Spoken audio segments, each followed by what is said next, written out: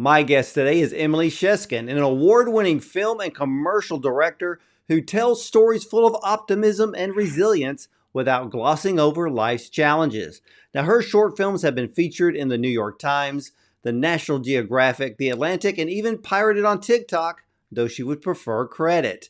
Now, her first feature film, JESSZILLA, premiered in 2023 at the Big Sky Documentary Film Festival, where it was in competition and went on to play at notable festivals around the world, such as the IDFA and Doc NYC, as well as Hot Springs Documentary Film Festival, and won awards with Slamdance, Rhode Island Film Festival, and others.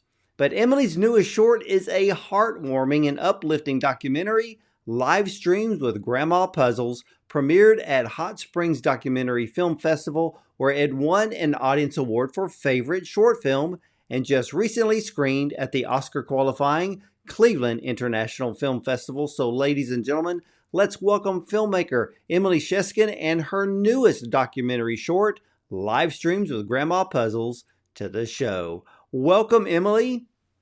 Thank you for having me. Well, you're very welcome. Now, your short film, Live Streams with Grandma Puzzles, literally brought a big smile to my face. So, how did you first learn about Adele Tiffith, and what inspired you to create a short film on her amazing puzzling skills? Yeah, so as you said, my last film was a feature. It took a long time. After that, we kind of wanted to do something, or I wanted to do something that was really fun, upbeat, optimistic, and I found the speed puzzle community. And I was doing research. I found a film called Wicker Kittens, which is a feature documentary that premiered at South by many years ago. And on that film's credit list, I saw my friend Mike Schultz's name. And I told him, I was like, you got to tell me about these puzzlers. And it turned out his partner is on the USA National Jigsaw Association board. And so he was like, you'll talk to Val, but honestly, there's this lady who's like a Twitch streaming grandma, and you got to talk to her. And that's kind of how it started. We got on a Zoom call with Adele, and she's so fabulous that it was supposed to be like a 20-minute call, and it turned into an hour. And I just fell in love with her and was like, we got to make something. It'll be fun. Well, Adele turned to the puzzles to keep her mental health occupied and focused because what did all of her kids grew up and just left home? Yeah, I think what was struck me about her story was, while there is such a lighthearted and colorful element to it, there's some serious themes that we talk about, from depression to loneliness. I think it's really common for seniors, and for people who don't necessarily have the kids at home, and there's what do I do next with my life? And I think that it's very relatable to wonder that as we get older and we don't feel as needed. And so Adele talks about that in our film. And that was something that I really resonated with, that this wasn't just a story about a woman who likes puzzling. It had a much deeper purpose for her at this stage in her life. Yeah, puzzling became very therapeutic for her. And I believe that she even made the statement in the film that doing a puzzle by herself doesn't bother her at all. No. And now she does her puzzles technically by herself because she's like alone in her apartment, but she is streaming. And so in the chat, she has all of these people, these like friends, and they keep her company. And she's a marathon talker and a marathon puzzler. She's gone for streams that are like 20 plus hours, which I cannot imagine. So yeah, she has some real stamina, and it just speaks to how much she loves doing this, and yeah, being available. I was I was so surprised that Adele can put 1,000 to a 2,000 piece puzzle together in one day. That would probably take me a week or more to sit there and figure it out. But as I was watching the documentary, if you watch really closely, she has a system. Yeah, yeah, no, I mean, I learned this because we're doing a thing on the larger speed puzzle community, and most of the speed puzzlers do have a strategy and system, and they have puzzle boards, and they have it all figured out. And it might surprise you that they do a 500 piece anywhere between 30 and 40 minutes. That's how long the top speed puzzlers puzzle. Yeah. So like while most of us have just been like setting up our drinks and like our podcasts, they're done. Oh, that is crazy. Now, how in the world did she even find out about Twitch? I mean, I barely know what Twitch is. Yeah, so her son is a gamer and he was in a competition. And so her kids said, you should sign up. You can make an account and watch him game. And we weren't able to include all of this in the film. We kind of just give you the short version. But basically, for a while, she watched her son game. And while she was watching him game, she was in the chat. And so she was like talking to these people while he's gaming, and they realized, like, oh, that's Mama Puzzles. Like, her son is the gamer.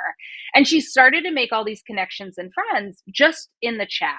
And so she was on Twitch just kind of chatting with folks in sort of this like really sweet maternal way. And I think the Twitch folks were like, oh, that's so nice that like this mom is in the chat. And then eventually it inspired her to puzzle on her own.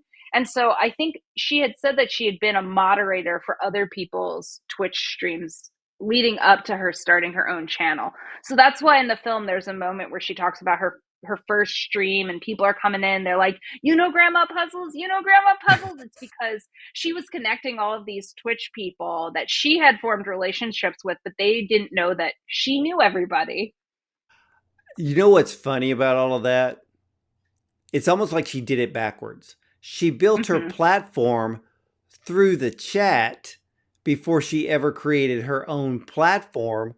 And now she actually had a fan base prior to her very first stream. Definitely.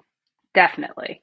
I mean, it makes a lot of sense, but I think, to give her credit, that fan base, I mean, when we made the film, she had 16,000 followers and she's broken 25,000. And these are like dedicated followers. Like they come and they watch her stream and they're excited when she's on. So she has continued to grow that platform in a really significant way, which if any of us have an online platform, it is really hard to do. I mean, does she do Twitch every day or does she have like a designated day of the week? No, so she has a Discord and she also is on social. And so when she is going to stream, she usually gives people a heads up. So they know, but she isn't a regimented streamer. And I think what's interesting about her is despite that, like a lot of times if Twitch people don't have a schedule or if they take a break, they tend to lose their fan base or people aren't as they're not coming back as much. But with her, we've seen her kind of take some time. She has to deal with something and then she comes back and everybody is just like, sweet, Grandma Puzzles is streaming again. You know, I've heard horror stories from especially gamers on YouTube. Because of the algorithm, they're forced to be on there every single day. If you become successful and you want to take a day or two off, you could come back and find out you lost 40,000 subscribers. And it plays heavily on their mental health because they're playing a numbers game, and the only way to keep the numbers going is you have to basically perform every single day. And the algorithm shows no mercy whatsoever on YouTube. And then like you said with Twitch, I guess Twitch is a bit like that, correct? It is. I do think it's different enough. And I'm not a Twitch person or a YouTube person, so I think there's a craft to sort of the consistent and high quality content. And the thing about Adele that she's done really well, and you can see this in all of her streams and all of her past streams, is it's almost like a radio show with someone who you feel very close to. It's a friend. And so I think, when I was at Cleveland and we played the film, we actually got a question from one of her community members. He drove 2 hours from Columbus, Ohio to watch our film. And it was so great chatting with him. And one of the things he shared was that he's in IT and he tends to work long hours, kind of solitary. And so whenever she streams, it's like he has a friend keeping him company, as he's working and doing some stuff. Because again, like a lot of his job is solitary. There are gaps when he isn't necessarily needing to offer support. And so, he has this friend that he keeps it fills his day. That is like you said, it's like a late night Yeah. DJ on a radio station. People tune in because maybe they work at night, and instead of silence, why not just listen to somebody maybe that you can relate to or hear stories from? Now with Adele, when she's doing the puzzles on Twitch, is she talking about the puzzle, or is she just talking about life in general? She talks about everything. I think part of why she has such a big community is she is so vulnerable, and she's also a comedian, or she was a comedian. She like really knows. She knows how to talk. She knows how to engage people. She drops nuggets of wisdom. She shares stories about her life. She talks about the challenges, and I think what's really great about what she's doing is she's also making a really safe space for people who want to talk about mental health, but maybe are worried about judgment or stigma. She has been very transparent about her struggles, about how there were times when she couldn't get out of that, she calls it that recliner, when she was really depressed. And now, she's lost weight. She she has purpose with this stream in a way that she didn't expect, and she's so grateful for it. And so a lot she's always saying, I anything I get, it's only because I got it from the community. It's this shared sort of thing that they've given her energy, they've given her purpose, and so she wants to be there to inspire them, to uplift them. And it shows. It's why she is so successful. Well, she's using social media correctly, Mhm. because it's Yeah, not I wish she's we all did that. yeah, I know, because she's making it to where it's not about her. She's there for everybody else. And I think that's why she has such a very large following. Now, when you got into making this documentary film, were you amazed how big the puzzle community really is? I knew I was not, because I'm a researcher at my core, and I knew that puzzling post pandemic, they had like a 300% growth because it just exploded. People were alone in their houses, they needed things to do, puzzles. So we already had this boom. And then when events started coming back, it translated to a big boom in events. There's speedpuzzling.com run by this gentleman, Jonathan. And so during the pandemic, they had Zoom speed puzzle tournaments, and it was something that people picked up.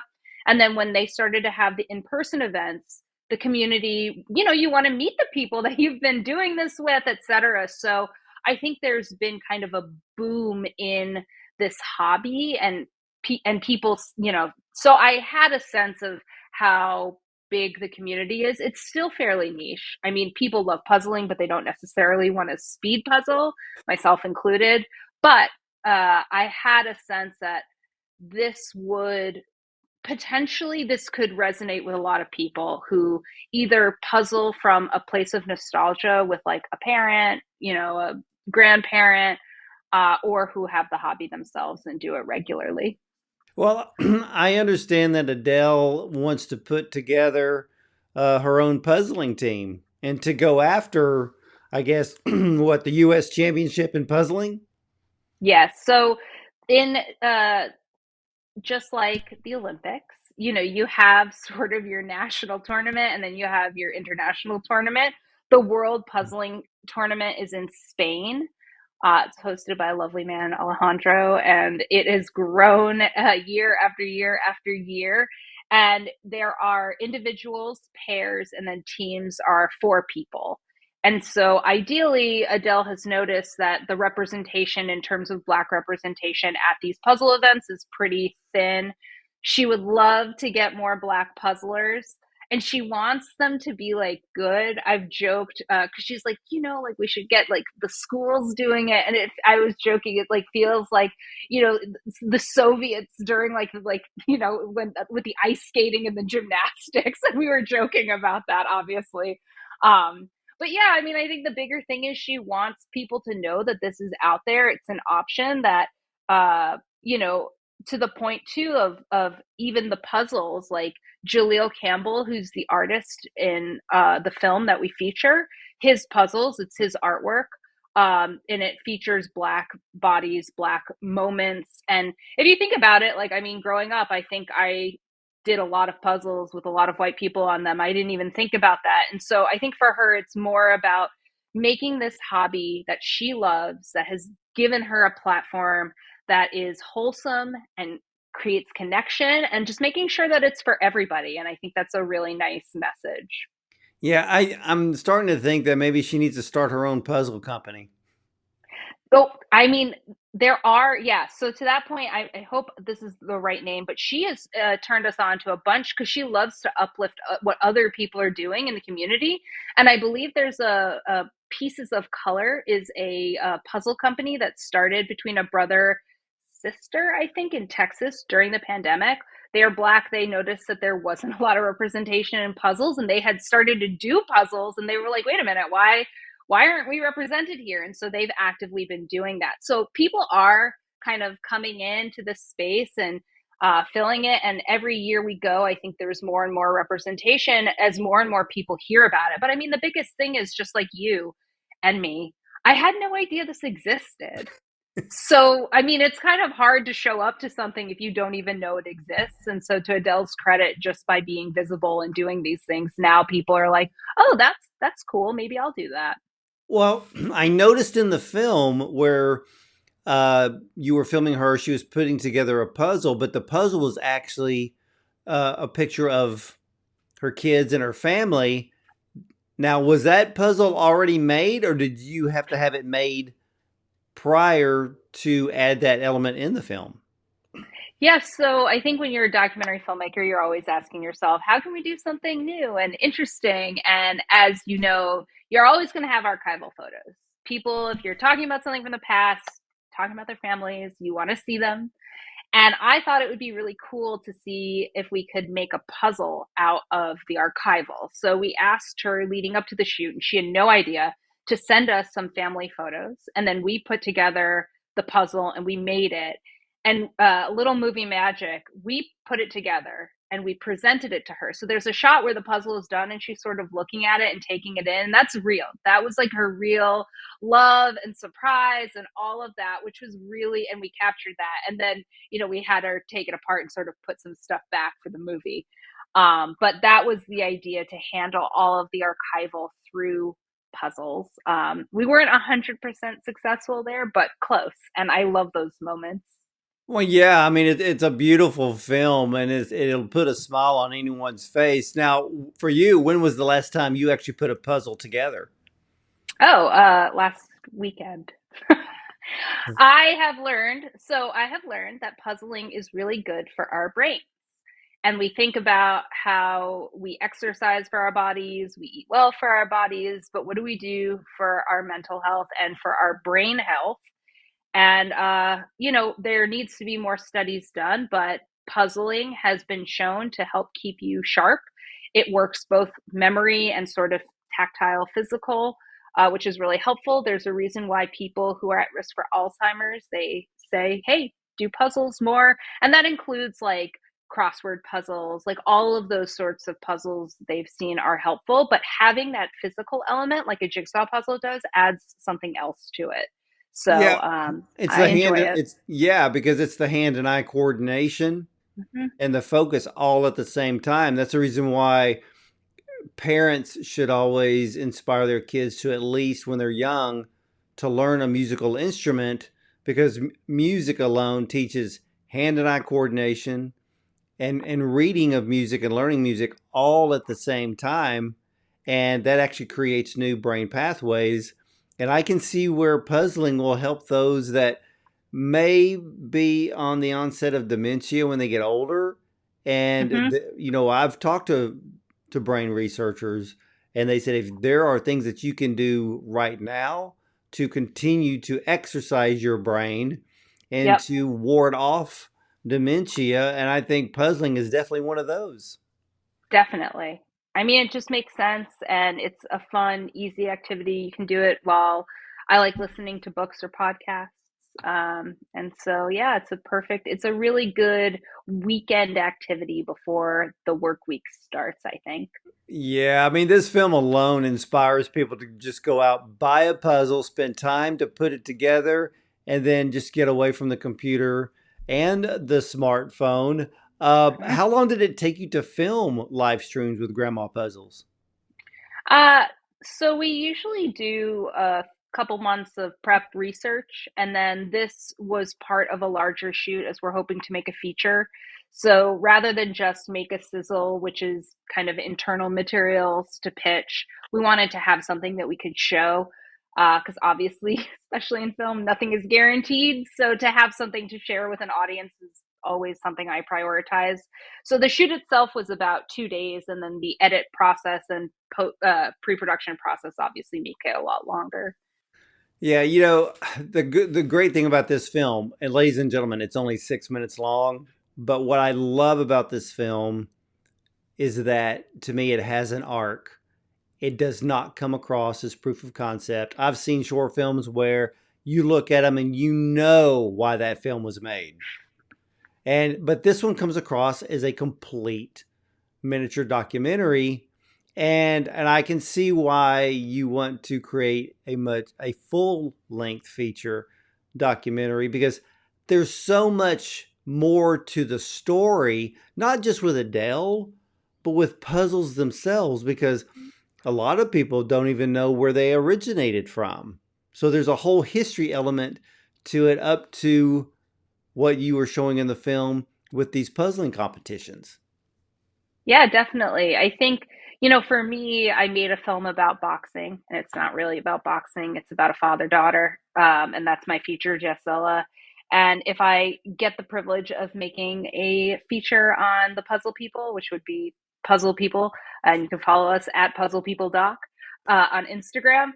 It's not going to be, it'll be about puzzles, but it's not going to be about puzzles. It's going to be about mental health and kind of the things that we start to talk about in this film, because I think what's so wonderful about puzzling, and Adele even says this, she says, if there's things you want to know about your kids, the best time to ask them is over a puzzle.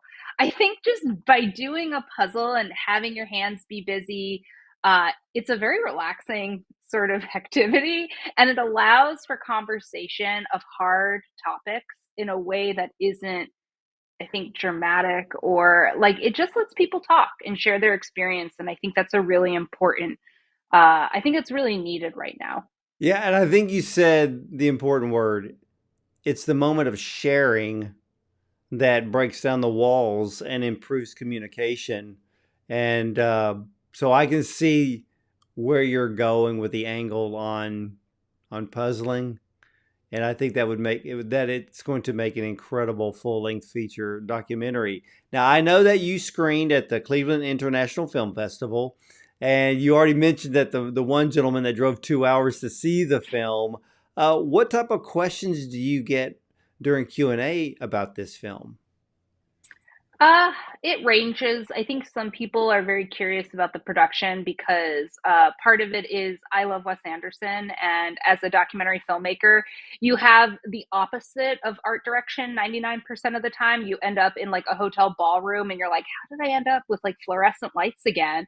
And so part of this was I really wanted to make something where I had a little bit more control and could have a little bit more style. And so the joke was sort of like, if Wes Anderson made a documentary, what would it be? And I kind of borrowed that inspiration with this project, to just questions about obviously like puzzling. And then that gentleman who came from her Discord and Twitch stream, he wanted to know if that he was like, you captured her so well. Is she actually like that in real life? So like those kinds of behind the scenes questions.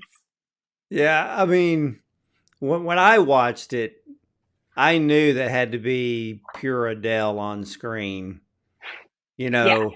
And you know, with a documentary,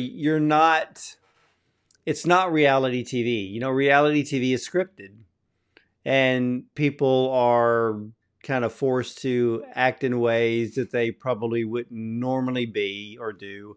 But with this film, you could tell everybody is as real and authentic, especially Adele. But again, this film just brings a smile to your face. Yeah, there's those little tiny moments that may mention something serious, but it's not heavily reflected upon the audience because they're having so much fun watching the whole film. Yeah, I mean, the thing about her is that she is just like a warm, bright light. I don't know how else to describe her.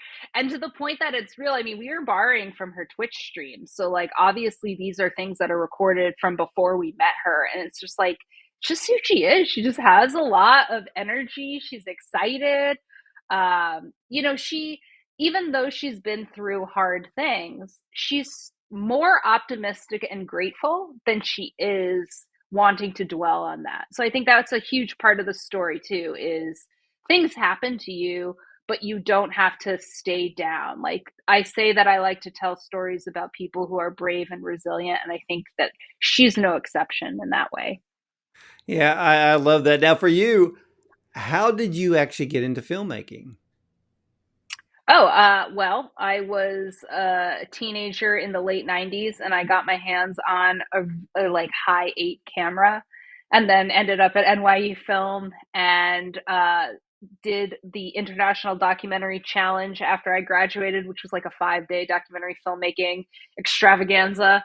And I've been making films for 20 years now. So one thing leads to another. But I do think it kind of started in high school, like forcing my friends to be in like my small movies that, I mean, at the time it's like you had iMovie and I think it took like a day to render out your your sequence.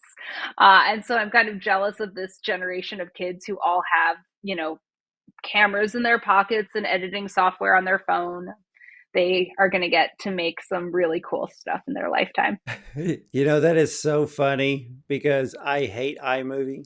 And I I do was like too. you know, that's where a lot of, with us Mac users, that's where you're kind of forced to start. And then immediately when you're so creative, you realize the absolute shortcomings of that program. And Yeah. you think it starts out as fun, but then you realize it starts becoming a nightmare because you're like, well, why won't it do this? And Yeah. now the apps, the software that is out there. It's kind of like when you go on Instagram and you see these kids that are under the age of 10 and they're playing guitar like a master. Yeah. And I'm starting to think, is that going to happen to the film industry? We're going to see teenagers create films just from the software in their own room. And I mean, then, they maybe.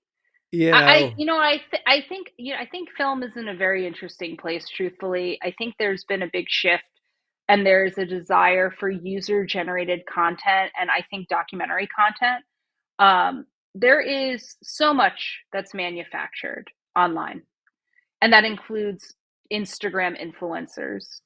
And while it isn't sort of traditional narratives, I think that this rise of TikTok, this rise of YouTube, there's a real desire for stories and people who have authenticity. yeah. And so, what I'm curious to see is in the next 5 to 10 years, what stories get told with that in mind, and how those stories succeed. Yeah, we now live in a world where and Instagram and TikTok are the biggest ones that we can point fingers at because a lot of the people are not being authentic. Hmm. There are both platforms are extremely easy to manipulate to make yourself look like a success when you really aren't. Yep. I'm not mentioning any names, but I can literally go on someone's account and I can go through it and realize that what they've built is fake. And the general public doesn't know that. They look at it like, oh my gosh. You know, I mean, I'll just say this. When you come across somebody on Instagram and you see almost 14 million followers based on 20 posts, you kind of Yeah. know it's not real. Yeah.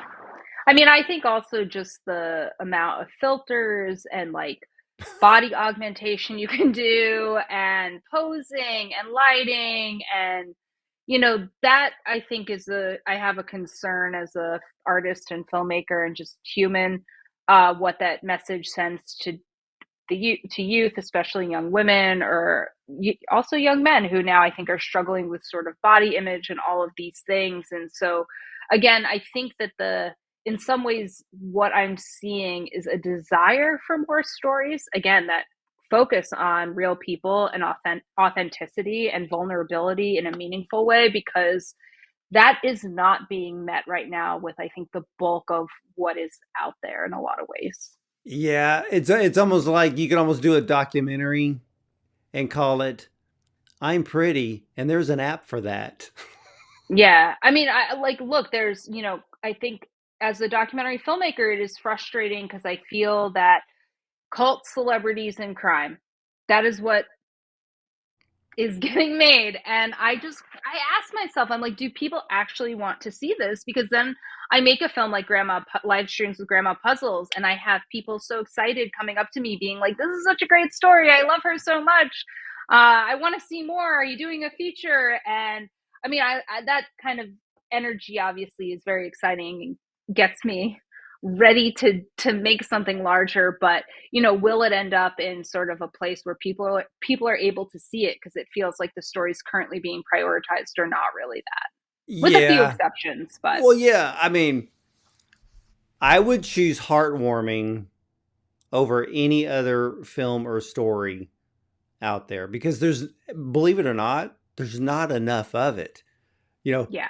sometimes I wonder. I have a friend of mine who's an Academy member, and she told me, she goes, I worry about today's young filmmakers. And I said, why? She goes, do you realize how dark these stories are becoming?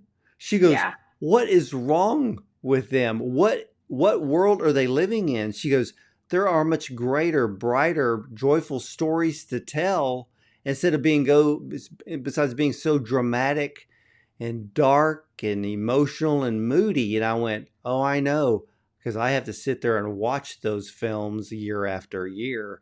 And in the last 3 years, not much has actually changed. And there's only few films that, yours stands out because it puts a smile on your face.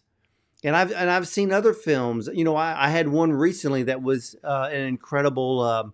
I would call it a thriller and a mystery, and it was so outside the box. It was Mm-hmm. stunning because it didn't follow in the same narrative that everybody likes to be in, of being dramatic and dark and emotional. It was something like, oh, finally, I can watch something and be entertained, but at the same time, just appreciate all of the work that they put into it to make it an incredible cinematic film. Yeah, I think, there's obviously a line to walk. I also think that we are all kind of victims of the the need for clicks and clickbait. Hmm. And I think that there have been news stories that have come up that, oh my gosh, the sky is falling. And then like a few years go by and you're like, what happened to that thing that I thought was going to like, the sky was falling? And I think it's really difficult. Things move really fast. We're in a much more connected world than we were 50 years ago. And so I think I would like to see films that deal with serious issues, but without it feeling like the sky is falling. There is a lot that we can make better in this world, but there is also a lot of good things happening. And to completely ignore that is also, I think, not authentic. It's not real. We need to be able to address the good and the bad. Yeah. Oh, I completely agree. There is so much good in the world to to create topics and subjects on film that we would never run out of ideas if you focus on the positive, you focus on the love and the joy and the peace of things and the people that are a part of that. I, for one, love film documentaries because I love to learn things that I know nothing about. Now, I know how to put a puzzle together, but to see a documentary like this and bring forth the element of puzzling, but at the same time, an element of bringing joy and togetherness at the same time, that's what filmmaking is all about. Yeah, I mean, I agree, obviously, and like I said, I mean, I think, it doesn't mean that you can't talk about difficult things without still finding joy in the everyday. And I think our film, what I love about it is I think it does a good job of walking that line. We talk about loneliness and depression, but we also talk about what the antidote was for her. We talk about, her wanting to be represented, and then we see how she is taking that to heart. I mean, those are things that we can talk about, but it doesn't, again, it's not an all or nothing. I hope, especially in a world where it feels like people are moving farther and farther apart and polarizing, I would love to see us kind of come back to center and live in gray spaces a little more versus black and white. Well, the great thing is we have filmmakers like you that will help us to do that. So I thank you, Emily, for that. And ladies and gentlemen, Adele Tiffith's lifelong love of puzzling becomes her unexpected salvation when her hobby suddenly becomes a lifeline to preserve her mental health and connect with others through her growing Twitch community. Now, Emily Sheskin's heartwarming and uplifting documentary, Live Streams with Grandma Puzzles, will bring a smile to your face and will most likely inspire you to go out, buy a puzzle, and spend time putting it together, either alone or with family and friends. Now, puzzling is far more fun and even therapeutic than sitting on your smartphone in the evenings, wasting time swiping from one post to the next. And Emily, I want to thank you so much for sharing your short film with me today. And I believe that there will be more film awards coming your way with Live Streams with Grandma Puzzles. Thank you so much. We hope so. But either way, it's just really great to go around the country with a film that brings smiles to people's faces. Amen to that. And I can't wait to see People Puzzles when you get that feature film done. Or is it People Puzzle or Puzzle People? Puzzle People. Puzzle People Doc on Instagram. Oh, all right. Well, I'm going to have to follow that account, and everyone else, you ought to follow that account as well. So I want to thank you for watching and listening, everyone. Be sure to visit bondoncinema.com. Also subscribe to our YouTube channel. And as for me, you're either going to see me at the movies or from the red carpet.